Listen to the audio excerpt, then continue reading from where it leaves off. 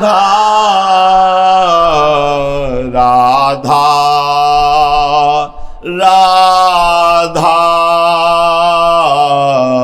राधा राधा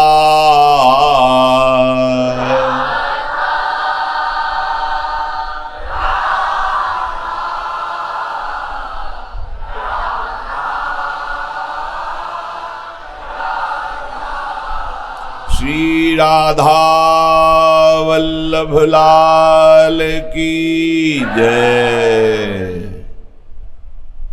जासु नाम भव भेषज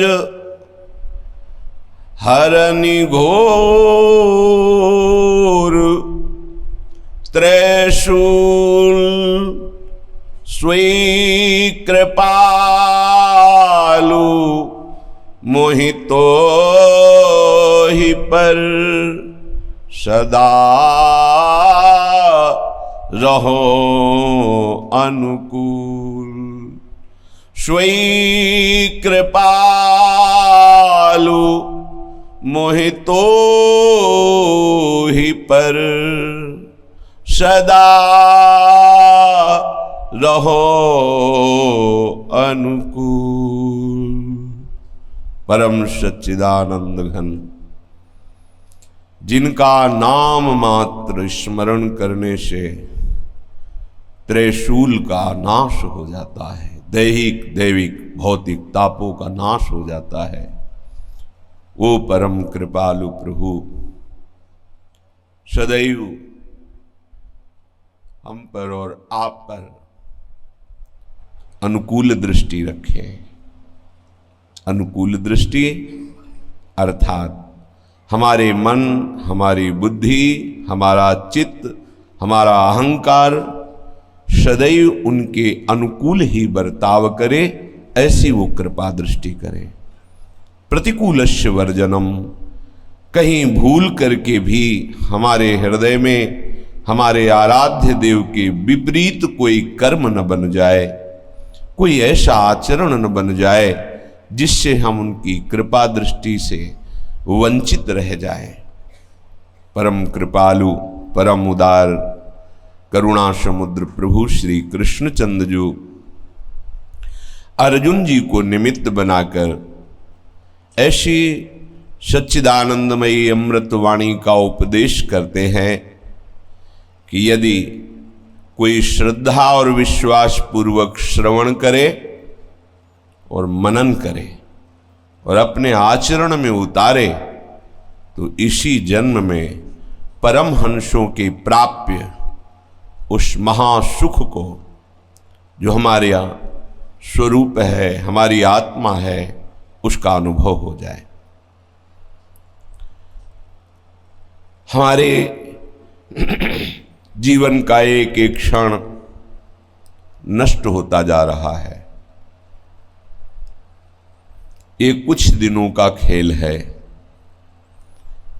इसी खेल में चाहे फंसने वाले खेल कर लो या जीवन मुक्त होने वाले। अहो भाग्य है जिनकी बुद्धि ये निश्चय कर रही है कि मुझे इसी जन्म में जन्म मरण चक्र से मुक्त होकर सच्चिदानंद खेल में शामिल होना है। अब इस प्राकृतिक त्रिगुणात्मिका माया के खेल की ना हमें निंदा करनी है, ना वंदना करनी है, ना इसमें हमें सुख का अनुभव करना है, ना दुख का अनुभव करना है। इस खेल में ना कोई अपना है, ना कोई पराया है। बस हमें तो अपने प्रीतम का चिंतन करते हुए, सतत प्रीतम की आज्ञा में रहते हुए जितनी श्वासें बची हैं बस उनको पूर्ण करना है। हमारा काम हो गया है। हमारा तात्पर्य हम सबका। किनका? जिनको ऐसा निश्चय हो गया है कि अब प्रभु के सिवा हमारा कोई नहीं है, प्रभु के भजन के सिवा हमारा कोई कर्तव्य कर्म नहीं है।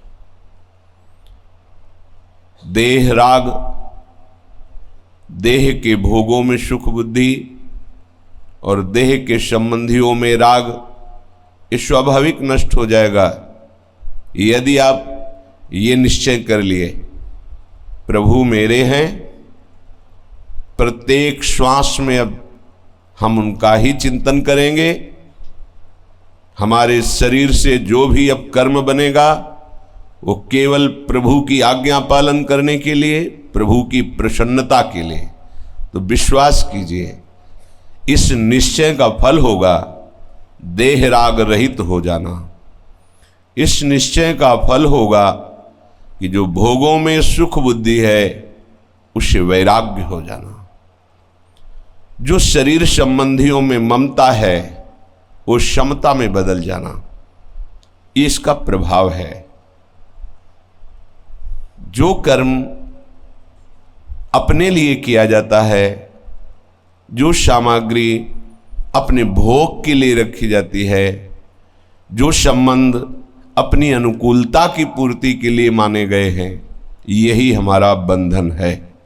इसका प्रभाव होगा आप अत्यंत ममता आसक्ति से युक्त होकर शरीर और शरीर के भोग और शरीर संबंधियों के चिंतन में धर्म क्या है अधर्म क्या है इसका निर्णय नहीं कर सकते, बस चले जा रहे हैं इसी राग में बहते हुए, अहमता ममता में बहते हुए, और आपका जीवन व्यर्थ चला जाएगा।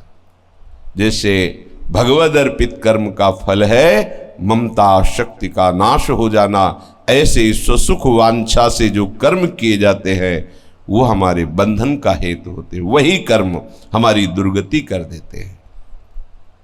इसलिए प्रभु आज्ञा करते हैं कि अनासक्त होकर के भगवत प्रीत्यर्थ जो कर्म किया जाता है वो सीधे भगवत प्राप्ति कराता है। जिनको भगवत प्राप्ति हो गई है, जो कृतकृत्य हो गए हैं, जो अपने स्वरूप में रमण करते हैं या भगवत प्रेम में डूबे हुए हैं, उनको भी भगवान आदेश करते हैं यद्यपि उनके लिए कोई कर्तव्य कर्म नहीं है, उनको कुछ भी पाना नहीं है, फिर भी उनको शास्त्र मर्यादा के अनुसार कर्म करना ही है। क्यों? जब उनको कोई कर्तव्य ही नहीं बचा तो वो क्यों करें? क्योंकि जो श्रेष्ठ पुरुष आचरण करते हैं साधारण जन उन्हीं का आश्रय लेकर समस्त कर्म बंधनों से मुक्त होते हैं।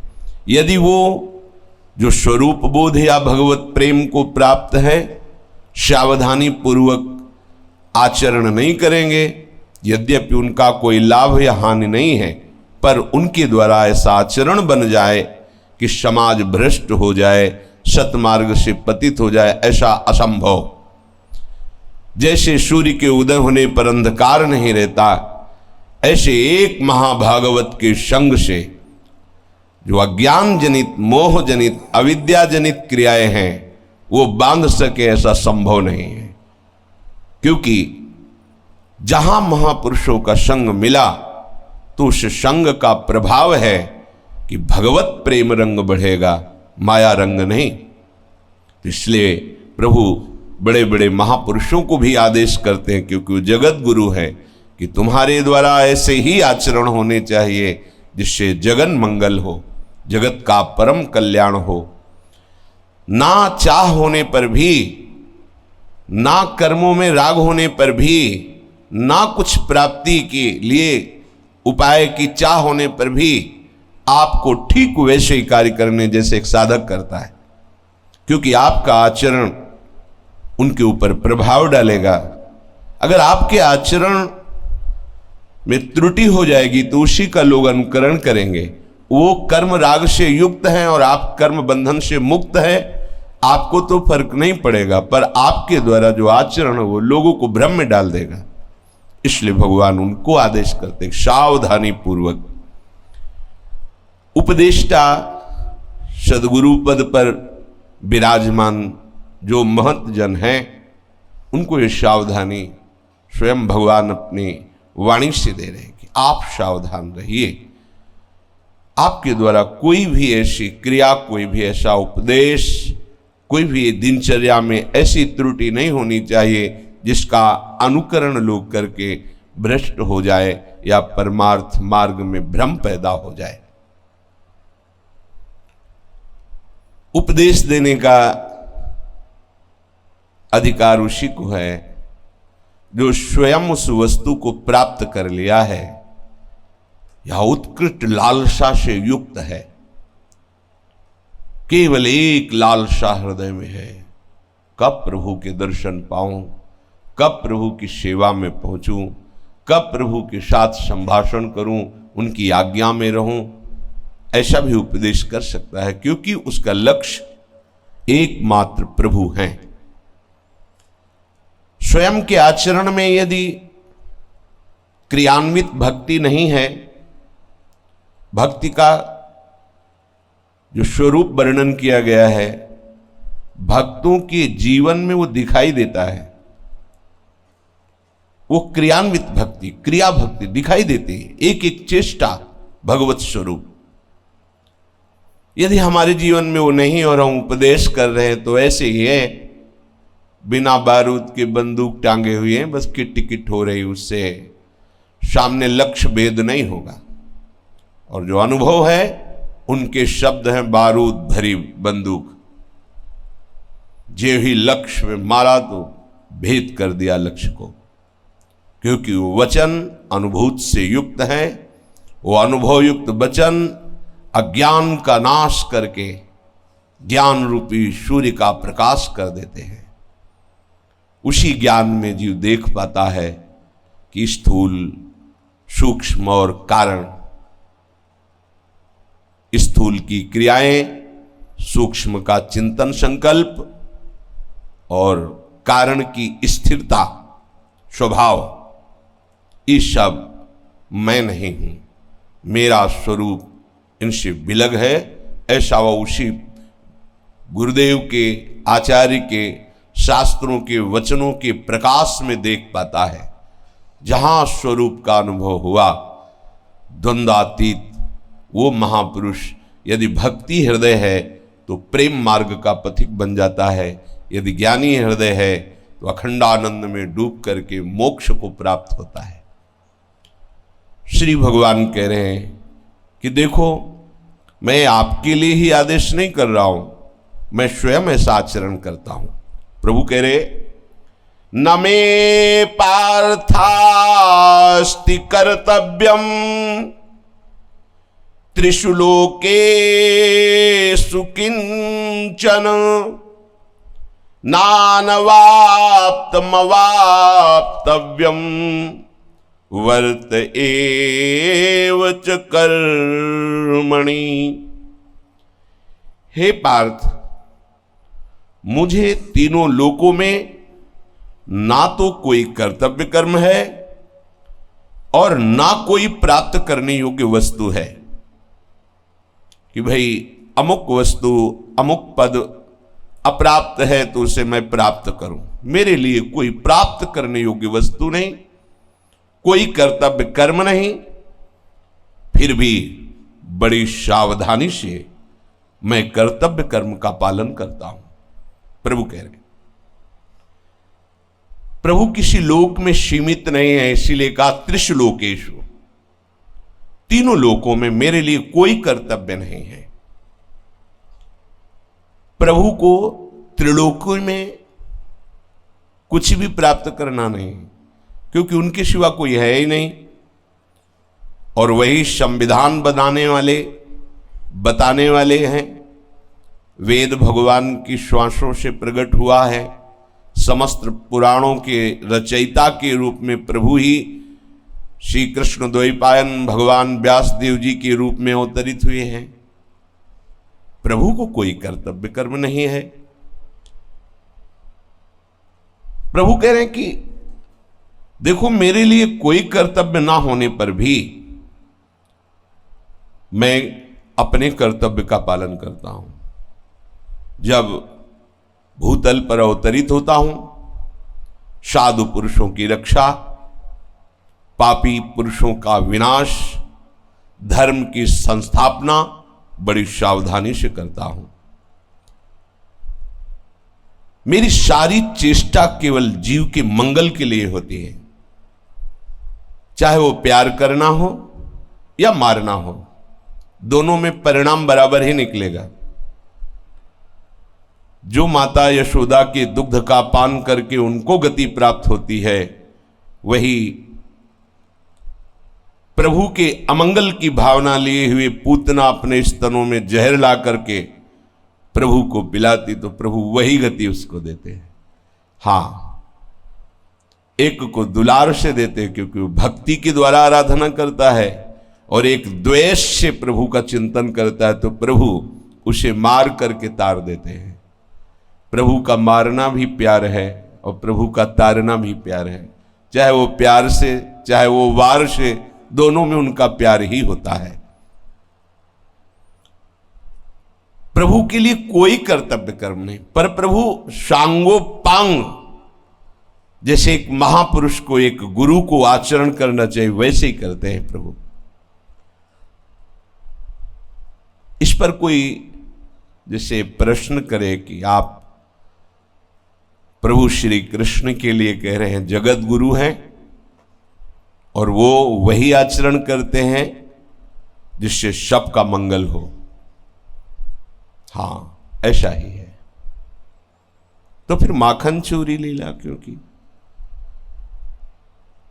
आप अपने प्राण प्रीतम को निमंत्रण दें और आपकी भावना इतनी जोर की है कि उनके सिवा कोई है नहीं आपके भाव में, तो वो विवश होकर के प्रभु को वही करना होगा जो आप भाव कर रहे हैं। ये यथा माम प्रपद्यन्ते तास तथैव भजाम्यहम्। गोपीजन आती है और जब देखती है कि मैया यशोदा छुप करके देख रही हैं और लाला सुंदर सुंदर बड़े बड़े माठ से लेकर माखन पा रहा है और भयचकित नेत्रों से मैया की तरफ सोचती, हाय मुझे सुख कब प्राप्त होगा। जब लाला ऐसे ही छुप कर आवे और ऐसे ही छुप करके माखन ले और भय से युक्त होकर वो ऐसे देखे और काश में दौड़ करके उनको पकड़ लूं, फिर वो मेरे से विनय करें, फिर उनका जो सौंदर्य, उनका जो गिड़गिड़ाना, उनका जो रूप मैं भर नेत्रों से देखूं, फिर डांट लगाऊं और फिर उनको हृदय से लगाऊं, ऐसा कब सौभाग्य होगा।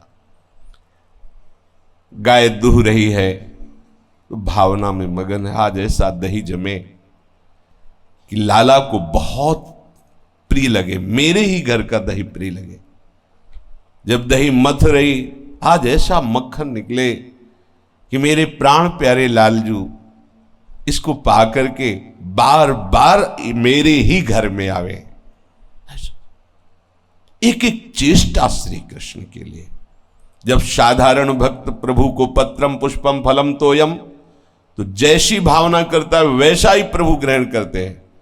फिर ये गोपीजन तो बड़े बड़े परमहंसों के द्वारा पूजनीय और वंदनीय हैं। अगर ये भावना करती हैं कि प्रभु ऐसे आवे तो प्रभु वैसे ही जाते हैं।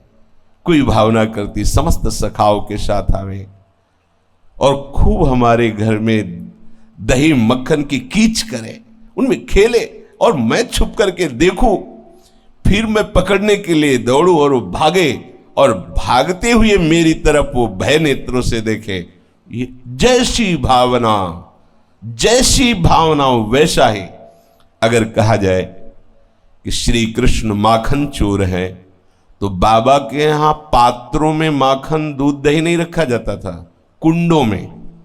कुंड खार, दधिमधि दूध दही के खार, आनंद आज नंद के द्वार। खार माने बड़े बड़े कुंड, ये मक्खन का, ये दूध का, ये दही का, बड़े बड़े कुंड। प्रभु चाहे दिन में 100 बार नए कुंड में स्नान करते तो भी इतना दूध घृत मक्खन था। अच्छा, ये होता हो कि 200-400 लड़के हैं तो हो सकता है कि इनकी तरफ दृष्टि न, अकेले लाडले संपूर्ण ब्रजमंडल के और बाबा के और मैया के तो प्राण हैं, उनके लिए वो रोकेंगे क्या? उनके लिए दूध दही की माखन की कमी थी क्या जो चोरी करें? केवल लीला की बात कर रहे हैं। वैसे तो पूर्ण काम प्रभु को ना मैया से चाहिए, न बाबा से चाहिए, न किसी भगत से चाहिए, वो तो पूर्ण काम है। पूर्ण काम का कामना से युक्त हो जाना, ये भक्त का मन है। कितना बलवान भक्त का मन है कि पूर्ण काम में भी कामना प्रकट कर दी। पूर्ण काम प्रभु यशोदा मैया के वात्सल्य रस से भरे स्तनपान के लिए रोने लगते हैं, मचलने लगते हैं। पूर्ण काम है। जिनको ऐसा लगता हो भगवान की माखन चोरी लीला क्या आदर्श है, वो अच्छे से समझ लें कि भगवान गीता में ही कहते ये यथा माम प्रपद्यन्ते तास तथैव भजाम्यहम्। प्रभु कहते जो मुझे जैसे भजता है मैं वैसे ही। बड़े वात्सल्य भाव में भर करके आप थोड़ी भी सेवा कीजिए, दुलार कीजिए इनको। कितने ऐसे भक्त हैं प्रभु हट करके मांगते हैं, आज हमें ये पाना है, आज हमको ऐसा खेलना है। जैसे बड़े बड़े सिद्धों के साथ प्रभु वैसी जैसी वो भावना करते हैं वैसे ही खेलते हैं। माधवदास बाबा बहुत प्यार करते हैं जगन्नाथ जी को, बहुत प्यार, बहुत के आगे शब्द नहीं। उनके मन में आया कि ब्रजमंडल हमारे प्रीतम की लीला स्थली है, एक बार चलकर वहां की रज को माथे पे लगाएं और नेत्रों को सफल करें, दर्शन करें। जगन्नाथ जी बिना माधव बाबा को देखे चैन नहीं, माधव बाबा को जगन्नाथ जी को देखे बिना चैन। ये यथामाम प्रपद्यन्ते। इनके भी हृदय में बेचैनी और उत्साह दोनों है माधवदास बाबा कि जगन्नाथ जी से कैसे कहूं जाकर के कि मैं आपका सानिध्य यहां प्रगट में छोड़कर आपकी लीला स्थली में जा रहा हूं। और उत्साह है कि प्रभु जहां जहां घुटनों के बल चले खेले वहां आज जाने का सौभाग्य। पर एक बार पूछ लेते हैं। प्रेम विवश होकर गए और जगन्नाथ जी से कहा महाराज अब तो हम आपकी लीला स्थली ब्रजमंडल के दर्शन करने की प्रबल लालसा से युक्त होकर जा रहे हैं, शीघ्र ही आएंगे। जगन्नाथ जी ने कहा मैं कैसे रह सकता हूं आपके बिना। ये अगर भक्त प्रभु के बिना नहीं रह सकता तो सुनिए, जो आत्मस्वरूप सब स्वरूपों में है उनके सिवा कोई है ही नहीं। वो क्या कह रहे हैं, जो भक्त बोलता है वही प्रभु। साधु हृदय मह्यम, साधु का हृदय ही भगवान का हृदय हो जाता है, भगवान का हृदय ही साधु का हृदय है। प्रभु ने कहा मैं तुम्हारे बिना कैसे रहूंगा। नहीं नहीं, आपको कहां भोग व्यवस्था करते घूमेंगे विरक्त बाबा जी, आप यही रहो, बिल्कुल नहीं, साथ नहीं चलना, बिल्कुल नहीं चलना। और मुझे जाना ही है क्योंकि आपकी लीला स्थली, एक बार हमें लगता है उस रज में लोट लगाए जा करके वहां दर्शन करें आपकी पावन भूमि की, जो जो आपने लीलाएं की। चुप हो गए, जैसे छोटा सा बच्चा विवश हो जाए, चुप। प्रणाम करके प्रातःकालीन बेला पर ब्रजमंडल के लिए कदम बढ़ाए। अभी सुबह के 7-8 ही बजे, इतनी भूख लगी, बेचैनी। जिनको कई कई दिन भोजन ना मिलने पर भी भोजन की स्मृति नहीं आती थी, आज वो भूख से व्याकुल हो गए। सुबह सुबह एक माई दिखाई दी, उससे कहा बहुत भूख लगी है, आप भोजन की व्यवस्था कर सकती हैं क्या। वो भजन करने वाली थी। भगवान कहाँ किसको कैसे कृतार्थ करते हैं, उसने विचार किया। संत हैं, कई दिन से ना पाए होंगे, तो सुबह सुबह हाँ बाबा अभी अभी अभी बढ़िया सुंदर भोजन बनाया। और पास जैसे माँ बैठ के पवाती, ऐसे माधवदास बाबा को पवा रहे और रोती जा रही है, आंसू मोटे मोटे गिर। पाते पाते बाबा का ध्यान उनकी आंखों की तरफ गया। उनका माई कोई विपत्ति है क्या, कोई समस्या है क्या, क्यों रो रही हो। तो बोले कैसे रहेगा ये बिना माँ के। कौन। बोले जो आपकी थाल में साथ पा रहा है, इतना सुकुमार, इतना कोमल, ये बिना मां के कैसे तुम फकीर के पास रह सकता है। बाबा ने भागवतिक दृष्टि से देखा तो जगन्नाथ जी जो ब्रज का स्वरूप है, लालजू का नौ किशोर, बहुत सुंदर, वो डरते हुए बाबा की थाल के साथ पा रहे। बाबा ने कहा मना किया था कि साथ नहीं आना, फिर क्यों आ गए। अब बाबा हम आपके बिना नहीं रह सकते। बोलो, नाना प्रकार के विविध रसमय पदार्थों का जगन्नाथ जी को भोग लगता है, यहां बाबा के साथ पा रहे हैं। ये क्या है? प्रेमाचल। तो सामने तुम्हें बाबा दिखाई दे रहा है इसलिए चल गई ये बात। अगर वहां कोई नवयुवती हो, अगर वहां कोई और हो, तो आपकी क्या भावना बनेगी? ऐसे ही प्रगट में तुम्हें दिखाई दे रही है ये ब्रजवासिनी जन, पर ये ब्रजवासिनी जन नहीं है, ये वो सब महापुरुष हैं जिन्होंने अपने जीवन को तप से पवित्र करके भगवत भाव की सिद्धि कर ली। वही आकर के गोपी बन रहे हैं और वही भावना में, वात्सल्य रस में भरे हुए जो यशोदा मैया को सुख प्राप्त हो रहा है, वही ब्रजवासिनी को सुख प्राप्त हो रहा है। बिल्कुल वैसे ही हास्य विनोद प्रभु वैसे ही खेल करते जैसी वो भावना करती। तो अज्ञानी जन प्रभु की इस महामहिम बात को न जानने के कारण ऐसा सोच सकते हैं कि भगवान चोर हैं। नहीं, भगवान सबके स्वामी हैं, पर जैसी भक्त भावना करता है वैसे ही प्रभु अनुभव कराते हैं। दूसरी लीला पे भगवान सहस्त्र सहस्त्र गोपियों की 9 किशोरियों के साथ रास करते हैं। जो अज्ञानी जन हैं वो बाहर से देख रहे हैं स्त्री। गोपी किसी स्त्री का नाम नहीं है, गोपी एक भाव है जो शांत भाव से, दास्य भाव से, सख्य भाव से, वात्सल्य भाव से भी सर्वश्रेष्ठ कांता भाव जिसे कहते हैं। कांत कहते हैं स्वयं के प्रीतम को, जो मेरा परम प्यारा, मेरा प्राणाधार, मेरा जीवन सर्वस्व, ये वही बोल सकता है जो इस भाव को प्राप्त है। गोपी भाव क्या है?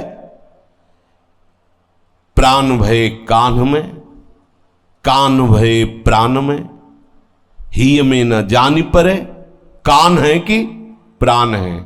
समझे? ये गोपी भाव की स्थिति। गोपी भाव ब्रह्म नहीं, माया नहीं, नहीं जगत, नहीं काल, अपनी ही सुधि ना रही, एक रहो नंदलाल, नाहीन रहो हियमा ठौर। ये है। बाहर से आपको स्त्री स्वरूप में दिखाई दे रही है, पर वो न स्त्री है न पुरुष है, वो गोपी है। गोपी भाव की चरम अवस्था। जैसे पुरुष स्वरूप में सामने कोई रसिक दिखाई दे सकता है, लेकिन हर समय वो एक किसी नौ किशोरी स्वरूप में, नौ किशोरी स्वरूप के अहम में रहते हैं। आप उसको कैसे जानोगे? अब वो जिस भाव से भावित है, वो परमात्मा तत्व तो उसी भाव को ग्रहण कर वैसी लीला कर रहा है। अब जितनी ब्रज युवतियां हैं, इस कुछ सिद्धा हैं, कुछ साधन सिद्धा हैं। स्वाभाविक उनके सब के हृदय में नंद नंदन मेरे परम प्यारे प्रीतम प्राणाराध्य कांत हैं। जैसे पतिव्रता केवल अपने पति पर दृष्टि रखती है और वो पति केवल मेरा है, मेरा सर्वस्व है, ठीक कांता भाव का स्वरूप। ये गोपीजन सब आराधना में तत्पर हैं, प्रगट में भी। माया कात्यायनी देवी की आराधना करके लीलावत आराधना की पूर्ति होती है और कात्यायनी जी उनसे वरदान के लिए कहती हैं, तो कहती है नंद नंदन मुझे पति रूप में प्राप्त हो।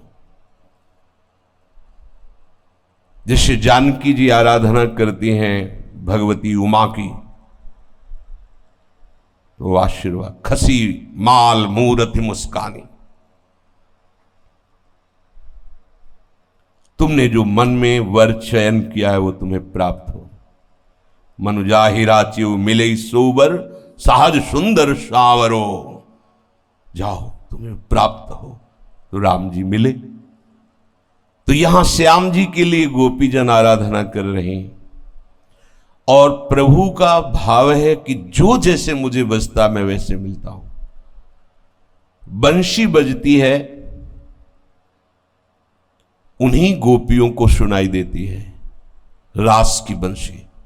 वही उनके पति पड़े, परिवार के सदस्य पड़े, सब किसी के भी कान में बंसी बिकल करके अपने पास बंसी वाले के पास आकर्षित नहीं कर रही। सो जो जहां है वहीं। गोपीजन, केवल गोपीजनों के कर्ण रंध्रों पर वो आवाहन पहुंचता है, वो प्रेम का बीज मंत्र उनके हृदय को आकर्षित करता है। किनको? परमहंस गोपियों को, जिनको शरीर की किंचन मात्र भी कहीं शुद्धि नहीं, संबंध की कहीं किंचन मात्र स्मृति नहीं, फिर भी शरीर और संबंध के वैसे ही आचरण करती हैं जैसे एक गृहिणी करती है, जो भगवान आदेश कर रहे हैं। ये महापुरुष जन प्रभु के पास जाते हैं, प्रभु को, अपने कांत को अपने बाहों में भरकर हृदय से लगाती है। अपने कांत, अपने परम प्रीतम को नेत्रों से पान कर रहे हैं। एक एक रोम रोम आह्लादित हो रहा है और बड़े बड़े परमहंस, बड़े बड़े महापुरुष इन गोपियों के चरणों में प्रणाम कर रहे हैं। आहा, जिनका ध्यान करते करते पूरा जन्म हो जाता है, एक बार झलक नहीं आती, उनको बाहुओं में भर करके गोपीजन हृदय से लगा। आप क्या करोगे? आपका प्रीतम मिल जाए तो, सबसे प्यारा प्रीतम आराध्य देव मिल जाए तो क्या करोगे आप? आपका रोम रोम यही चाहेगा कि बसा लूं, नेत्रों से इनके रूप को पी जाऊं, इनको अपनी बाहुओं में जकड़ लूं कि कभी एक क्षण भी मुझे ना छोड़े, मेरे से दूर ना जाए, क्योंकि तड़पता रहा हूं इनके लिए। कैसा? जो अज्ञानी जन है वो गोपी जनों को स्त्री देख रहे हैं, प्रभु को पुरुष देख रहे हैं और रास को साधारण विलास देख रहे हैं। ये वो रास है जिस रास के लिए ब्रह्मानंद का दान करने वाले भगवान शंकर स्वयं लालायित हो जाते हैं। अगर ये साधारण विलास होता तो परमहंस सुखदेव जी इसका कभी गान नहीं करते, जिन्होंने भगवान के अवतार श्री कृष्ण द्वैपायन व्यास को भी लौट के नहीं देखा, जो उनके पिता हैं, जो उनकी महान तपस्विनी माता है, उनका भी एक बार मुख नहीं देखा। वो गोपियों के सौंदर्य और विलास का क्यों वर्णन करते? लेकिन ये किसी स्त्री और पुरुष का मिलन नहीं, ये सच्चिदानंद प्रेम का मिलन है। पर प्राकृतिक बुद्धि और प्राकृतिक दृष्टि होने के कारण ऐसा अज्ञान में बोल देते कि भगवान तो हजारों गोपियों के साथ रास किए। रास किससे कहते? जब जानोगे ना तब तुम्हारी समझ में आएगा कैसा अद्भुत प्रेम। भगवान शंकर स्वयं जो ब्रह्मानंद का दान करने वाले हैं, वो श्री कृष्ण चरणों की कृपा से गोपी भाव की प्राप्ति करते हैं। ये बाहर से उस भाव को दिखाने के लिए कि उन्होंने अपनी जटाओं में ओढ़नी डाल ली, नथ पहन लिया, ये गोपी भाव थोड़ी है, ये तो स्त्री भाव है। गोपी भाव, भगवान ने उन्हें गोपीश्वर कहा। ईश्वर होते हुए भी ललचा गए जिस गोपी रस को और गोपी भाव के लिए आराधना की श्री कृष्ण की, श्री कृष्ण कृपा से गोपी भाव मिला, तब वो ब्रज के रास रस में प्रवेश पाए। ऐसे रास विलास को तुम किसी स्त्री पुरुष का विलास समझते हो? तुम्हारी आंखें ही नहीं हैं तो बातुल भूत विवश मतवारे ते नहीं बोले बचन विचारे। भगवान का कोई भी एक भी चेष्टा ऐसी नहीं है जो धर्म से न युक्त हो। साधारण धर्म, असाधारण धर्म, फिर प्रेम धर्म। तुम्हें साधारण धर्म का ज्ञान नहीं तो तुम प्रेम धर्म के विलास का कैसे निर्णय कर सकते हो? जब साधारण धर्म का, एक मनुष्य धर्म का तुम्हें ज्ञान नहीं, और वो मनुष्य धर्म का खेल नहीं हो रहा है। नहीं, मनुष्य धर्म से तो ऊपर शांत भाव की आराधना करने वाला ही उठ जाता है। कांता भाव, ये सबकी समझ में आने वाले भाव नहीं है। अगर ऐसा होता, ध्रुवदास जी ने वर्णन किया है, नारदादि उद्धादि शब्द, सनकादि आदि, ये गोपी जनों के सुख को देखकर अपने भजन को व्यर्थ मानते हैं। अपने भजन को व्यर्थ मानते, जो ब्रह्मानंद में छके रहते हैं। गोपी जनों का प्यार, कपोल पे कपोल श्री कृष्ण मिलाए, नूपुरों की नूपुर ध्वनि में ध्वनि मिलाए, नेत्रों में नेत्र मिलाए, ललचा गए महापुरुष सनकादि, जिनके एक झलक पाने के लिए बैकुंठ में जाते हैं। जरा सा विक्षेप पड़ता है तो आवेश आ जाता है। कितना प्यार करते हैं रूप दर्शन का, और उसी रूप का ये पान कर रही हैं। पान ही नहीं, अपने में समा रही हैं। कैसे कोई इस रास को समझ पाएगा? वो रास को समझते हैं स्त्री पुरुष का विलास। नहीं नहीं, बड़े बड़े योगियों की पहुंच की भी बाहर की बात है। अगर कोई साधारण भाव से इसे ले तो वो अपने ऊपर अपराध ला देगा, मलिनता और बढ़ेगी। बृहस्पति शिष्य भगवान के समान ज्ञान रखने वाले उद्धव जी एक चेष्टा को देखकर बिक जाते हैं गोपी जनों की। कितनी ऊंची महान स्थिति गोपी, वो जान रहे हैं, वो भी पूरी नहीं, तभी चरणों में लौटते कि मुझे यहां की कोई घास औषधि बना दी जाए जिससे इन गोपियों की चरण धूलि मुझे मिलती रहे। श्री कृष्ण सानिध्य को निरंतर प्राप्त महापुरुष गोपी जनों की भावदशा को देखकर गोपी जनों की चरण धूलि सतत पड़ती रहे, इसलिए यहां ब्रज की वो लता गुल्म औषधि बनना चाहते। उद्धव जैसे महात्मा जिनकी चरण रज लेने के लिए गुल्म लता औषधि जड़ बनना चाहते हैं, वो गोपी जन कोई स्त्री है? उनका श्री कृष्ण से, जिन श्री कृष्ण का नाम नहीं ले सकते, उन श्री कृष्ण को अपने हृदय से लगाती है। कितनी महिमा है। तुम पुरुष स्त्री देखते हो, तो हमारे प्रभु स्वयं कह रहे हैं, न मे पार्थास्ति कर्तव्यम त्रिषु लोकेषु किंचन नानवाप्तमवाप्तव्यम वर्त एव च कर्मणि। अलग अलग लोकों की 9 किशोरी सुंदरियों ने जब ब्रज गोपियों का ये सुख सुना, क्योंकि भगवान की जो ब्रज लीला तो संपूर्ण लोकों में नारद जैसे बड़े बड़े महात्मा गान करते, बड़े बड़े राजाओं की सभा में, यहां वर्तमान लीला को, उन लीलाओं को सुनकर उन 9 किशोरी सुंदरियों ने सोचा, क्या मुझे भी पति रूप में श्री कृष्ण प्राप्त हो सकते? बड़े बड़े महात्माओं से प्रश्न किया उनका, हां, वो ऐसे नहीं प्राप्त हो सकते कि तुम्हारे पिता जाएं और पानी ग्रहण के लिए प्रार्थना करें, ऐसे नहीं प्राप्त होंगे। इतनी सामर्थ्य नहीं है किसी में। वो तो भगवान की जो दिव्य सहचारणी शक्तियां हैं वही प्रकट हुई अष्टपट रानियों के रूप में। बड़े बड़े महात्माओं ने, देवर्षि नारद जैसे सब ने बताया कि भगवान का एक आंतरिक स्वभाव हम तुम्हें बताते हैं, कमजोरी। यदि तुम भाव से अंदर विकल हो जाओगी तो वो तुम्हें स्वीकार कर लेंगे।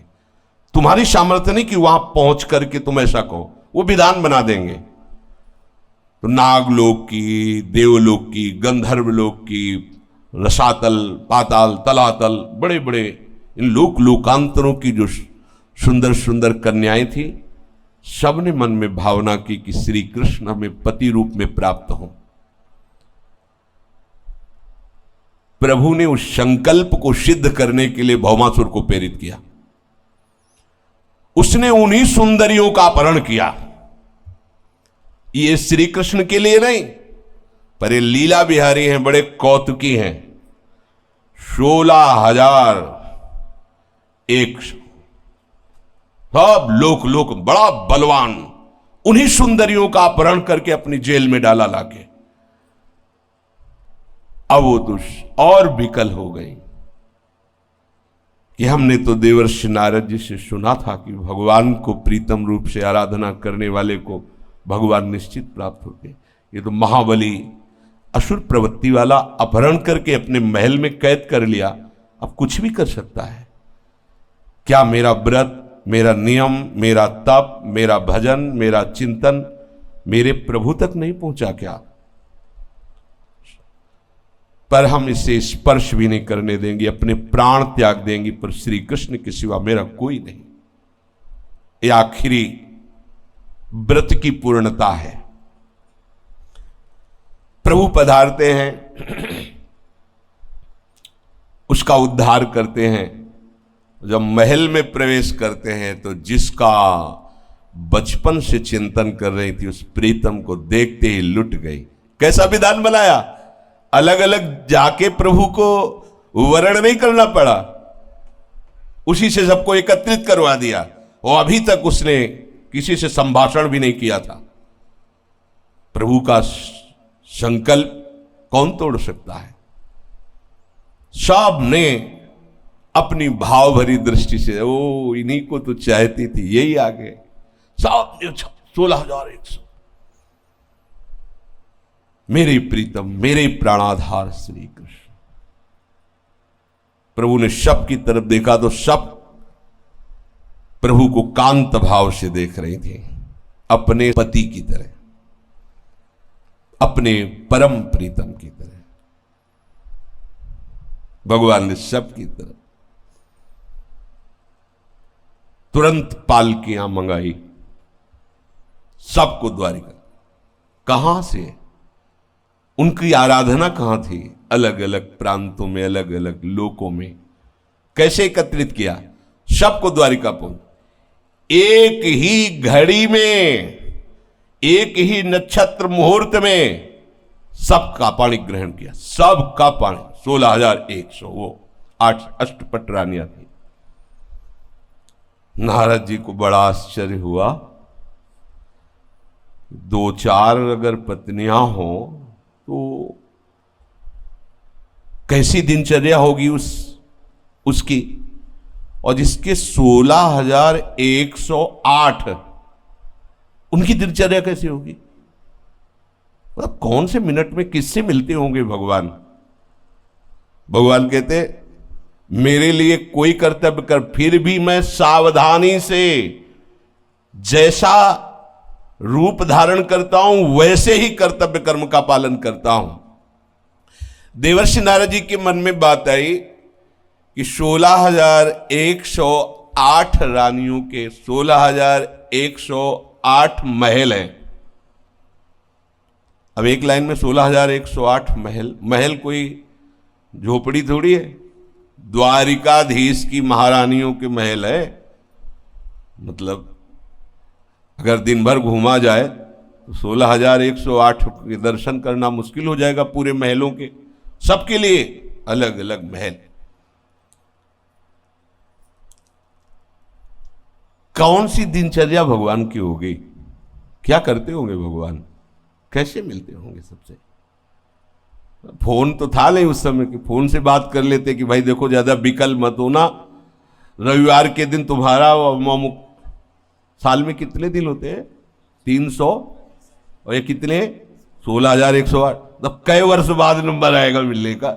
नारद जी को बहुत लगा कि कैसे वो रानियां रहती होंगी जो इतना प्रभु की आराधना किए हुए महापुरुष हैं, वो कांत भाव से प्रभु को बज रही। प्रभु उनकी भावना का कैसे? एक ही शरीर से एक ही समय में 16,108 महलों में कैसे बर्ताव करते होंगे। देवर्षि नारद जी को बड़ी उत्सुकता हुई कि इनकी दिनचर्या देखें जरा, क्या दिनचर्या है प्रभु की।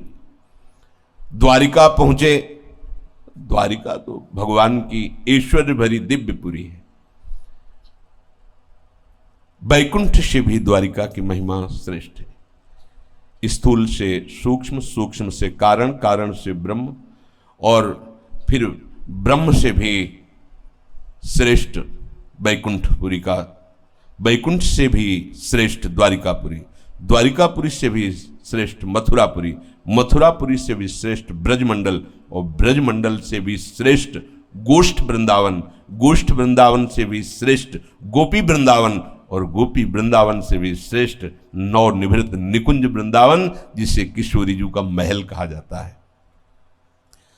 तो द्वारिकापुरी में देखा इतने सुंदर सुंदर उपवन, उद्यान, सरोवर खिले हुए पुष्पों से, तरह तरह के रंग बिरंगे दिव्य पक्षी कोलाहल कर रहे हैं। निर्मल जल से भरे हुए सरोवरों में नील, लाल, श्वेत भांति भांति के कमल खिले हुए हैं। नवजात कमलों की भीड़ लगी हुई है। हंस सारस कलरव कर रहे हैं। द्वारिकापुरी में स्फटिक मणि और चांदी के, स्फटिक मणि और चांदी के, स्फटिक मणि भी श्वेत होती है, चांदी भी श्वेत होती है। 9 लाख महल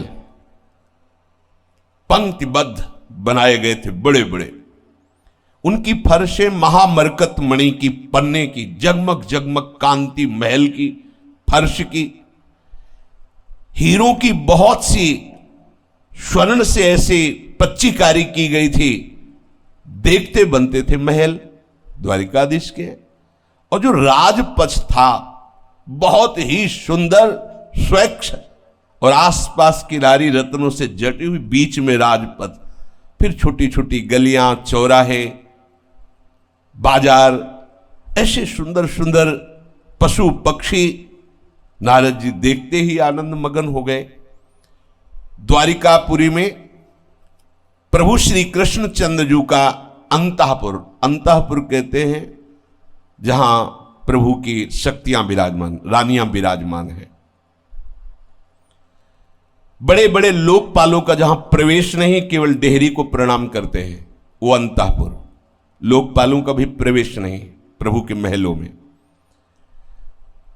भगवत स्वरूप विश्वकर्मा ने अपनी सारी कला कौशल लगा करके इन महलों का निर्माण किया है। अंतःपुर में अर्थात रनिवास में 16,108 महल हैं। उनमें से एक प्रथम महल में देवर्षि नारद जी ने प्रणाम करके प्रवेश किया। मूंगों से जटित वैदूर्य मणियां, इंद्रनील मणियां दीवारों में जगमग जगमग हो रही थी। बड़ी सुंदर बिछौने बिछे हुए थे जो चमक रहे थे। मोती की लड़ियां महल में, चंदोवे, हाथी दांत के बने हुए आसन, श्रेष्ठ श्रेष्ठ पलंग जिनमें मणियां जटित हैं तो पलंग भी तेजों में दिखाई दे रहे। और एक ही महल में सहस्त्रों दासियां बहुत सुंदर सुंदर आभूषणों से सुसज्जित, स्वच्छ, तेजस्वी, सुसज्जित, ऐसे वो सेवा में लगी हुई है। और हजारों सेवक अंतःपुर के बाहर जामा, पगड़ी, सुंदर सुंदर गहने, जड़ाऊ कुंडल धारण किए हुए सावधानी से महल की रक्षा कर रहे हैं। ऐसी धूप है जिसकी गंध से मतवालापन प्रकट होता है। रंग बिरंगे पक्षी छज्जों पर बैठे हुए बोल रहे हैं। इतने ऊंचे ऊंचे महल मानो बादलों को छू रहे हों। देवर्षि नारद जी बड़े आनंदित हो रहे हैं द्वारिकापुरी की शोभा देखकर। अब इनके लिए तो कोई रोक है नहीं, सीधे गए तो देखा महालक्ष्मी स्वरूपा रुक्मिणी जी के साथ बैठे प्रभु कुछ वार्ता कर रहे हैं। और रुक्मिणी जी अत्यंत सुकोमल कर कमल में पंखा लिए हुए प्रभु पर से वायु कर रहे हैं। यद्यपि रुक्मिणी जी के महल में भी वर्णन हुआ हजारों दासियां हैं, पर वो प्रभु की श्रीअंग सेवा स्वयं करती है। नारद जी देखते ही प्रभु से नेत्रों से, क्योंकि प्रभु का ब्रह्मण्य देव नाम है, भक्त अपने स्वामी को जैसे प्रसन्नता हो वैसा ही करता है। तो प्रभु का और नारद जी का एक बात फिट की गई थी। नारद जी ने कहा कि प्रभु आप तो हमारे स्वामी, बोले सभा में नहीं, एकांत में आप हमें साष्टांग दंडोत करना, सभा में हम आपको करेंगे। एकांत में तो तुम्हारे आराध्य देव हैं, पर सभा में संत हमारे आराध्य देव हैं। नारद जी को देखते ही बड़ी शीघ्रता पूर्वक प्रभु पलंग से कूद पड़े और नारद जी के युगल चरणों में साष्टांग दंडवत किया। हजारों दास दासियां सब नारद जी कांप रहे कि प्रभु आपकी आज्ञा के कारण चुपचाप खड़ा हो, नहीं तो इस समय मैं आपके चरण पकड़ लेता। द्वारिकाधीश का वो महान मुकुट नारद जी के चरणों में, और हाथ जोड़ करके प्रभु खड़े हुए, अहो भाग्य अहो भाग्य, आइए पधारिए। और अपने आसन पर बैठा, अपने आसन पर। परीक्षित, इसमें संदेह मत करना। देखो श्री सुखदेव जी कितने सावधान है, कहे कि संदेह मत करना, ये चराचर जगत के परम ईश्वरों के भी ईश्वर जगत गुरु हैं, पर ये आचरण करके दिखाते कि घर संत आवे तो कैसा आदर करना चाहिए। भगवान कहते हैं ना, मेरे लिए कोई कर्तव्य नहीं, फिर भी मैं सावधानी से करता हूं। नारद जी के चरण पकड़े, रुक्मिणी जी से तुरंत कलश में जल, चरण प्रक्षालन। देखो परीक्षित, जिनके चरण का धोवन गंगा जल सारे जगत को पावन करता है, वो प्रभु नारद जी के चरण पखाड़ रहे हैं। परम भक्त वत्सल, संतों के परम आदर्श प्रभु आचरण करके दिखा रहे हैं। प्रभु संतों को अपना आराध्य देव मानते हैं, संत प्रभु को अपना आराध्य देव मानते हैं। ये तो नारद जी हैं। जगन्नाथ जी स्वयं माधवदास बाबा की सोच भरी लंगोटी को धो धो के समुद्र से ऐसे सुखा रहे, फैला रहे। बाबा की दृष्टि पड़ी कि मुझ अकिंचन गरीब की कौन सेवा कर सकता है। देखा जब अपनी भागवतिक दृष्टि से, तो पीतांबर का फेट कसे हुए स्वयं प्रभु रो पड़े। अरे प्रभु आप इतना गंदा शरीर, इतना, प्रभु आप, तुम्हारा और कोई है क्या? वो प्रभु आपकी बस, जिसका मेरे सिवा कोई नहीं, तो मैं ही तो सेवा करूंगा, फिर और कौन करेगा? देख लो, अपने पार्षद को नहीं किसी को आज्ञा की, स्वयं प्रभु श्री कृष्ण जी स्वयं अपने कर कमल से नारद जी के चरण पखार रहे हैं। और अहो भाग्य, ये संत चरणामृत हमारा मंगल करेगा। मंगल भवन प्रभु नारद जी का चरणामृत लेके अपने रुक्मिणी जी के ऊपर महल में छिड़क दो, क्योंकि संत चरणामृत मंगल करता है। सर्वदर्शी पुराण पुरुष जगत गुरु भगवान श्री कृष्ण शास्त्रोक्त विधि से नारद जी की पूजा करते हैं। फिर हाथ जोड़कर अमृत भरे मीठे वचनों से नारद जी का स्तवन करते हैं। प्रभु आप तो पूर्ण हैं, क्योंकि आप संत हैं। समग्र ज्ञान वैराग्य धर्म यश श्री ऐश्वर्य सब आपके आश्रित है। आप आज्ञा कीजिए, मैं आपकी क्या सेवा करूं। ऐसा प्रभु ने देवर्षि नारद जी से कहा। नारद जी तो, देवर्षि नारद जी ने कहा, अद्भुत अद्भुत, क्योंकि जान रहे ना देवर्षि नारद जी कौन। नैवाद्भुतम त्वयि विभो खिल लोकनाथे, मैत्री जने सुसकले सुदमः खलानम, निःश्रेयसाय ही जगति स्थिति रक्षणाभ्याम स्वैरावतार उरुगाय विदाम सुष्ठु। अद्भुत। प्रभु आप समस्त लोगों के ईश्वर हैं, स्वामी हैं, मुझे पता है। ये जो आप कर रहे हो मुझे कोई आश्चर्य भी नहीं हो रहा है, क्योंकि आपके लिए कोई नई बात नहीं है।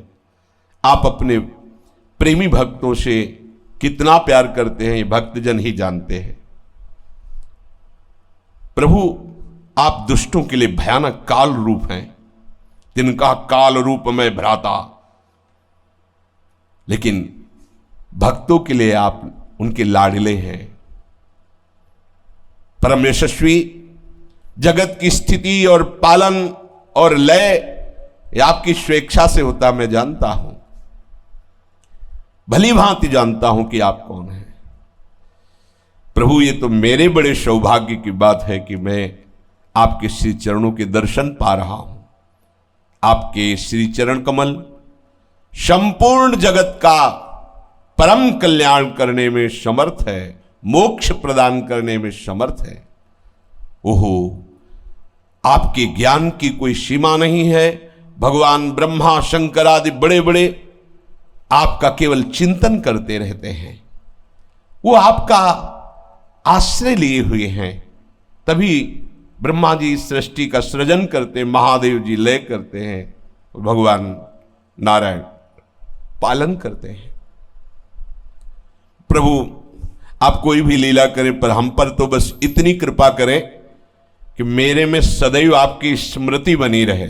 ये खास बात, मैं सदैव आपके स्मरण में मगन रहूं, चाहे जहां रहूं, चाहे जैसे रहूं, बस आप मुझे स्मृति प्रदान कीजिए, या आपकी याद में मैं डूबा रहूं। प्रभु ने नारद जी को भोग पवाया। नारद जी ने कहा अच्छा, बड़ी शीघ्रता से दूसरे महल में पहुंचे। वहां प्रभु अपनी प्राण प्रिया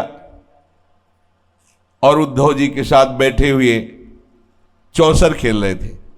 जो ही देखा देवर्ष खड़े हो गए, उद्धव जी भी और सत्यभामा जी भी प्रणाम किया। वैसे ही साष्टांगन, आओ आओ। कब आए नारद जी? अभी पीछे पूरा स्वागत सम्मान बगल वाले महल में। नारद जी देख रहे कोई खिड़की तो है, लेकिन कूद के आ गए, बिल्कुल जैसे पहली बार मिले हो। आप यहां कब पधारे? देवर्षि नारद जी द्वारिकापुरी में कब पधारे आप तो परिपूर्ण आप्तकाम महात्मा हैं, हम लोग गृहस्थ हैं, अपूर्ण हैं। आप हम जैसे गृहस्थों पर कृपा करने के लिए घर पधारते हैं, अहो भाग्य। भला हम जैसे गृहस्थ आपकी क्या सेवा कर सकते हैं? नारद जी आश्चर्यचकित हो रहे। भगवत स्वरूप नारद, आज कृतार्थ करने के लिए कोई आज्ञा तो कर दीजिए। मुझ सेवक को अपने श्री चरणों की सेवा का अवसर दीजिए, हमारा जन्म सफल हो जाएगा। नारद जी मंद मंद मुस्कुरा रहे। हाँ हाँ ठीक है। बीणाली भागे वहां से, सोचे एक महल छोड़ के आगे वाले में, वहां अगले महल को छोड़कर अगले महल में गए। वहां देखा प्रभु के जो छोटे छोटे बालक हैं उनके साथ प्रभु खेल रहे हैं। फिर प्रणाम, नारद जी सुन नहीं रहे, प्रणाम नमस्कार। 10 महल छोड़ करके फिर गए तो वहां सेवक जन प्रभु के स्नान की तैयारी कर रहे हैं। प्रभु चौकी पे विराजमान है, प्रभु का अभिषेक हो रहा है, स्नान कराया जा रहा है। सेवक जन प्रभु उसी स्थिति में खड़े होके नारद जी को साष्टांग दंड। नारद जी कुछ नहीं सुने, फिर भागे। ओ अगले महल में गए तो वहां प्रभु हवन कर रहे हैं। जो जो वैदिक क्रियाएं हैं उसके अनुसार पंच महायज्ञों के देवताओं की आराधना कर रहे हैं। नारद जी को आओ, प्रणाम भी नहीं कर दिया, नारद जी भागे, क्योंकि 16,108 है ना। और अगले महल में गए तो वहां प्रभु संतों की पंगत करा रहे हैं, बड़े बड़े तपस्वी ब्राह्मण संत जन, और स्वयं प्रभु परोस रहे। फिर उनका बचा हुआ प्रसाद, नारद आओ आओ, नारद जी का पंगत में बैठेंगे तो लेट हो जाएगा, आगे भागे। अगले महल में गए तो प्रभु संध्या कर रहे हैं, गायत्री जप अर्घदान, प्रभु हैं संध्या कर रहे हैं। मौन होकर गायत्री जप खड़े हो गए नारद जी, फिर आगे के लिए। अगले महल में गए तो अपने पुत्रों को युद्ध की कला सिखा रहे हैं, तलवार ढाल लेकर के कला सिखा, कैसे चलाने से कैसे बचा जाता है, पैतरा ऐसे सिखा रहे हैं। नारद जी एक महल में गए तो देखा प्रभु घोड़े की सवारी करना सिखा रहे हैं। कहीं गए तो देखा प्रभु पलंग पर शयन कर रहे हैं। कहीं गए तो देखा प्रभु सिंहासन पर विराजमान है और उनका स्तवन हो रहा है। कहीं गए तो उद्धव आदि बड़े बड़े मंत्रियों के साथ सलाह हो रही, किसी गंभीर विषय पर परामर्श हो रहा है। कहीं गए तो प्रभु जल क्रीड़ा कर रहे हैं, कहीं गए तो प्रभु गौ सेवा कर रहे हैं, किसी महल में वस्त्राभूषणों का दान कर रहे हैं, कहीं गए तो ब्राह्मण इतिहास पुराण सुना रहे हो, प्रभु नीचे बैठे हाथ जोड़ करके श्रवण कर रहे हैं। कहीं गए तो देखा अपनी प्राण प्रिया के साथ हास परिहास कर रहे हैं। कहीं गए तो धर्म का उपदेश कर रहे हैं प्रभु। कहीं धन वृद्धि के लिए उपदेश कर रहे हैं, कैसे राज्य चलता है, कैसे धन का। कहीं तो गृहस्थाश्रम धर्म के उपयोगी विषयों का कैसे सेवन करना है, ऐसी चर्चा हो रही। और कहीं गए तो ध्यानस्थ होकर के प्रभु बैठे हुए, प्रकृति से परे अतीत अपने स्वरूप के ध्यान में प्रभु बैठे हैं। कहीं गए तो गुरुजनों की सेवा में लगे हुए, माता पिता वयोवृद्धों की सेवा कर रहे हैं। कहीं गए तो संधि की बात हो रही, तो कहीं युद्ध की बात हो रही। कहीं किसी महल में देखा बलराम जी के साथ बैठे हुए, कैसे जगत का मंगल हो, कैसे सत्पुरुषों का कल्याण हो, इस पर चर्चा हो रही। किसी महल में गए तो जिन कन्याओं का ब्याह हो गया था उनको बुलाया गया है, उनका आदर सत्कार हो रहा है। किसी में पुत्र का ब्याह हो रहा है तो किसी में कन्या का ब्याह हो रहा है। नारद जी का सर दर्द करने लगा कि आखिरकार प्रभु एक ही समय में ब्याह, सबके महल में, कहीं कन्याओं को विदा किया जा रहा है, कहीं ब्याह की तैयारी हो रही। योग योगेश्वरेश्वर भगवान जगत गुरु श्री कृष्ण का ये विराट उत्सव देख करके नारद जी चकित हो रहे हैं। बड़े बड़े यज्ञों के द्वारा बड़े बड़े देवताओं का यजन, कहीं प्रभु आदेश कर रहे हैं कि कुआं पौशाला ये बनाए जाए, मठ बनाया जाए, संतों को रखा जाए। कहीं श्रेष्ठ यादवों से घिरे हुए प्रभु विचरण कर रहे हैं, कहीं प्रजा के सामने वेश बदल करके उनकी जानकारियां कर रहे हैं। मनुष्य की सी लीला करते हुए ऋषिकेश भगवान श्री कृष्ण की इस महामहिमा को देखकर देवर्षि नारद जी हार करके मुस्कुराते हुए कहा, एक महल में प्रणाम किया होगा, अब आगे के महल में जाएंगे नहीं। कितना दौड़ लगा है, 16,108, सब में नई नई लीला। बोले प्रभु मैं देखने आया था कि आप 16,108 से कब मिलते हैं। मैं समझ गया प्रभु, एक क्षण भी प्रभु नहीं हटते। बस समझ लीजिए, अपने भक्त के पास से एक क्षण भी नहीं हटते। इतने प्रभु के भक्त हैं, सबके साथ प्रभु है, सबके साथ अपने पर्सनल प्रभु है। ये ज्ञान विज्ञान की बात नहीं, ये भाव की बात है।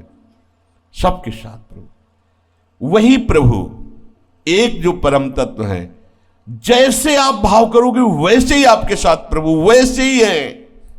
बड़ी महिमा है प्रभु, आपकी महिमा का कोई पार नहीं पा सकता। ये आपने जो अपनी महिमा प्रकट की, मुझ चरण सेवक के ऊपर अपार कृपा की प्रभु।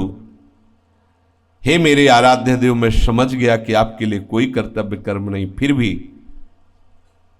एक सदगृहस्थ को कैसे आचरण करना चाहिए आप स्वयं कर्म करके बता रहे हैं। जब नारद जी चरणों पे गिरे तो उनका मेरे प्यारे पुत्र, प्रभु ने कहा, अभी तक जो लीला हुई, अब कह रहे मेरे प्यारे पुत्र वत्स, तुम मेरी इस महायोग माया को देखकर आश्चर्यचकित मत होना, क्योंकि नट की सारी कारीगरी, सारा चमत्कार जमूरे को पता होता है। जाओ, तुम कभी मोहित मत होना मेरी माया से, मैं तुम पर बहुत प्रसन्न हूं, सदैव हमारे स्मरण में मगन रहो।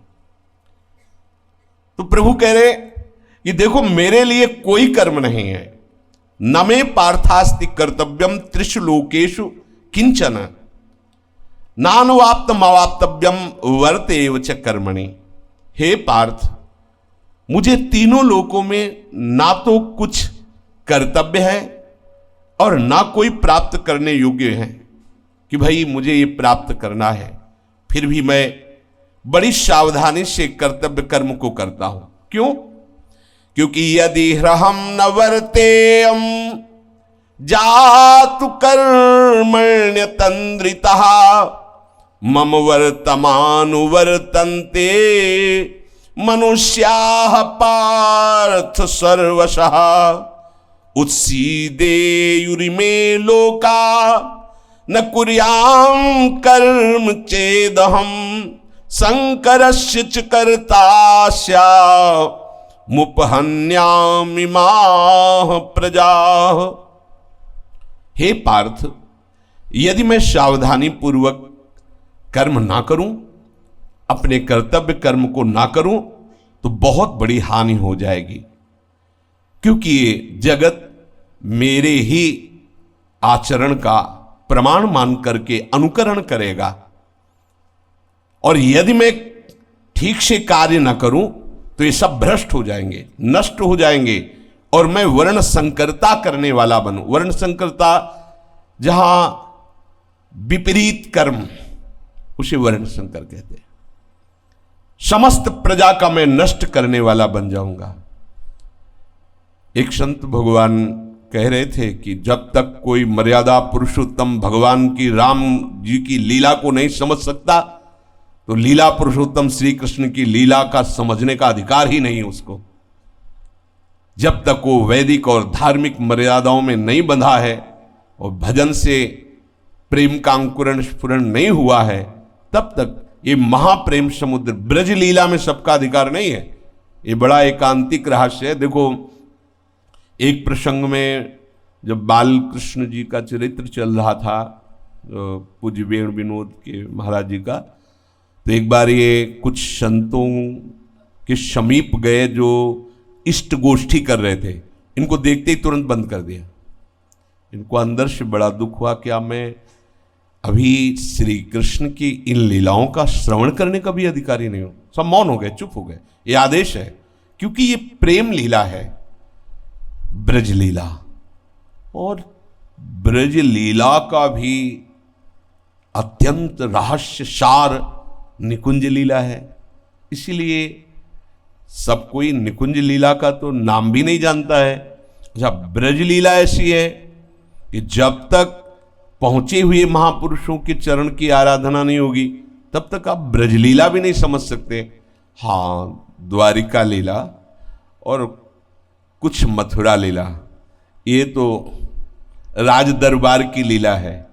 राज दरबार सब समझने की चेष्टा करो तो समझ सकते हो, लेकिन ब्रज लीला ये राज दरबार की लीला नहीं है, ये अंतः की लीला है, एकदम एकांत की लीला है। इसमें जब तक भगवत प्रेम का प्रादुर्भाव नहीं हुआ, तब तक इन चर्चाओं को आप नहीं समझ पाएंगे। बड़े टेढ़े हैं लालजू, बड़ी टेढ़ी है इनकी लीला। जब तक प्रेम हृदय में प्रकट नहीं हुआ तो बहुत टेढ़ी खीर है ये खाना। ब्रज का जो रस है, जिसने भी चखा निहाल हो गया, पर चखने का अधिकार तभी है जब स्त्री पुरुष भाव मिट जाए, जब प्रभु के प्रति पूर्ण अपनापन हो जाए, तभी इस लीला को समझ सकते हो। दंडकारण्य के महान तपस्वी ऋषि जो रात दिन प्रभु के भजन में लगे हुए, जब देखा नव किशोर अजान बाहु कमल नयन, टपकती है गंभीरता जिनके मुखारविंद से ऐसे भगवान राम को, तो ऐसा लगा कि एक बार अपनी बाहुओं में कसकर इनको, वो क्या जाने जो संसार का भोगी है, अरे जो जीवन भर तड़प रहा है प्रभु से मिलने के लिए, उसके हृदय में क्या लगेगा? ऐसा लगेगा कि नेत्रों से पी जाऊं इनके रूप को, इनको अपने अंदर बसा लूं, कैसे इनको हृदय से लगाऊं। अभी प्रेम आया नहीं है तो कैसे तुम प्रेम की ललक समझोगे? वहां ये सब बंद हो जाता है, केवल बस कैसे अपने। प्रभु ने सबको आशीर्वाद दिया, वरदान दिया, मेरा अवतार जब प्रेम का होगा उस समय सबको गले लगाऊंगा। ये सब बड़े बड़े महात्मा गोपीजन हुए यहाँ के, ये बड़े बड़े जो वेदों के सूत्र हैं, ऋचाएं हैं, वो सब गोपी बनी है आकर के। इस लीला को श्री कृष्ण की ये जो 11 वर्ष के अंतर्गत की प्रगट लीला है, इसको समझने का अधिकार ब्रह्मा को भी नहीं है। कांप गए ब्रह्मा जी, एक वो भी बाहरी लीला, गोष्ठ लीला, गोपी लीला में तो प्रवेश ही नहीं हुआ उनका, बाहरी लीला। गोष्ठ लीला में एक कांप गए महाराज ब्रह्मा, भाग गए। हजारों वर्ष तपस्या की कि मुझे गोकुल की कोई घास बना दी जाए, वो सौभाग्य ब्रह्मा को भी नहीं मिला। सोचो, संपूर्ण सृष्टि को रचने के वाले ज्ञान समुद्र ब्रह्मा को भी जिनकी लीलाओं में रहस्य ही बना रहा परिचय नहीं प्राप्त कर पाए, तो तुम ब्रह्मा के बनाए हुए मनुष्य हो, तुम्हारी खोपड़ी में कितनी दम है कि तुम श्री कृष्ण की लीला का रहस्य। अरे सबको बनाने वाला, सबका बाप ब्रह्मा, उसकी खोपड़ी खराब हो गई, वो नहीं समझ पाए, कांप गए। पढ़ के देख लो ना, जो भगवान के सखाओं और वत्सों का अपहरण करने वाली लीला है, फिर बाद में देखो उनकी हालत क्या हुई है। और उन्हीं के बनाए हुए खोपड़ी तुम्हारी है। कितने ब्रह्मांडों में सृजन है, एक हिस्से में इतनी, अगर पूरा देखा जाए मतलब जरा सी बुद्धि है। इस बुद्धि से उनकी लीला को तुम जान जाओगे जहां ब्रह्मा की भी बुद्धि काम नहीं करती है। ये हल्के में मत लेना है लालजू को कि अरे चोर जार शिखामणि, ऐसे नहीं। जब रहस्य जान जाओगे तो बड़े बड़े ब्रह्मज्ञानी परमहंसों को एक मुस्कुराकर तिरछी चितवन से देख लिया तो आम्र मास में भूल के कहने लगे मैं दासी हूं। इस गोपी लंपट ने, ब्रह्म बोध संपन्न महापुरुष क्या करें, इस गोपी लंपट ने बलात् मेरे हृदय को अपनी दासी बना लिया। दास नहीं कह रहे, मधुसूदन सरस्वती जी की पढ़ना, इस गोपी लंपट ने मुझे दासी बना लिया। दासी, ब्रह्मबोध संपन्न महापुरुष। ये ब्रजलीला बहुत गाढ़ी खीर है, सबका लीवर काम नहीं करेगा। और फिर निकुंज लीला, तीन गोपिन ते दुर्लभ माई, ये तो केवल सखियों की कृपा कोर से, श्री कृष्ण कृपा कोर भी नहीं, सखियों की तो श्री कृष्ण कृपा कोर चाहते हैं। यत्किंकरीषु बहुशा खलु काकुवाणी नित्यम परस्य पुरुषस्य शिखंड मौले। यहां श्री कृष्ण कृपा नहीं, यहां लाडली जू की ठसक में भरी हुई गर्वीली सहचरियों की कृपा। मुस्कुरा के देख दिया, निहाल कर दिया, सबसे ऊपर विचरण करने वाले रस में, नित्य विहार रस में अहम करवा दिया। हमारी लाडली जो, हमारो वृंदावन, हमारी प्रिया प्रीतम, ये मूल में तो प्रभु की ही कृपा है, श्री कृष्ण कृपा ही है, क्योंकि वही तो घसीटती हुई आई। लाडली जू के एकांतिक रहस्य को बिना सहचरियों के कोई नहीं जान सकता। जैसे गोपी प्रेम के रहस्य को जानने वाले श्री कृष्ण भी उद्धव को नहीं समझा सके और गोपियों के पास ही भेजा, ऐसे ही सहचरी भाव का एकांतिक रहस्य कोई सहचरी जो श्यामाजू के गर्भ में पूरी ठसाठस भरी है। हम श्री श्यामाजू के बल अभिमानी, टेढ़े रहे मोहन रसिया सो। ये ऐसी सखियों की कृपा के बिना ये रहस्य नहीं जाना जा सकता। तो जैसे द्वारिका लीला है, मथुरा लीला है, बैकुंठ लीला है, ये भगवान की ऐश्वर्यमयी लीलाएं हैं, इनकी भगवत्ता है। आपको सनातन धर्म दिखाई देगा। यहां जो ब्रज लीला है, ये केवल प्रेम समुद्र की महान उफान है। इसमें दूरे सृष्टि आदि वार्ता, ऐसे रकील खींची। सब धर्म कर्म शास्त्र वेद पुराण सब जिसे नमस्कार करते हैं, वो रस है ब्रज रस, और इसका गाढ़ और सार स्वरूप है निकुंज रस। महारानी जी की सहचरियों की कृपा कटाक्ष से ये अद्भुत सुख वृंदावन का प्राप्त होता है। तो प्रभु कहते हैं, सावधान होकर अपने प्राप्त कर्तव्य का, यद्यपि कोई आवश्यकता नहीं, फिर भी उसका पालन करो लोक संग्रह के लिए। शेष चर्चा के श्री राधा वल्लभ लाल।